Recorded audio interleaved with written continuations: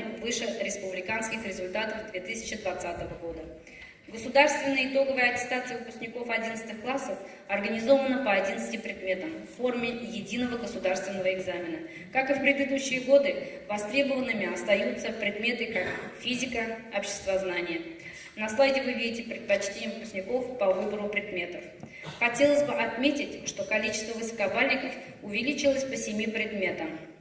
Наибольшее количество высокобальников по русскому языку, обществознанию и английскому языку. Анализ результатов ЕГЭ показывает, что 128 выпускников стали обладателями высоких баллов по разным предметам. Выпускница средней школы села Томутук Ахмедгараева Алсу сдала русский язык на 100 баллов. Доля высокобальников составила матур шартлар ул демография милли проекты нәтижесі. Хатын кызларны шәллеккә тәрү өчен 3 яшькә чаклы балаларга шартлар тудыру региональ проекты кысаларында беренче катта 6 иртә үсеш төркеме урнашкан.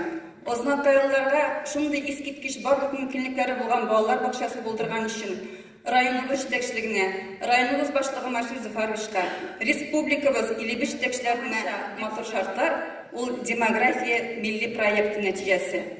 Хатын кызларны шәллеккә тәрү өчен 3 яшькә чаклы балаларга шартлар тудыру региональ проекты кысаларында беренче катта 6 иртә үсеш төркеме урнашкан. Ознакайларга шундый искиткеч барлык мөмкинлекләре булган балалар бакчасы булдырган өчен районыбыз җитәкчелегенә, районыбыз башлыгы Маршрут Зафаровичка, республикабыз Илебеш җитәкчеләренә.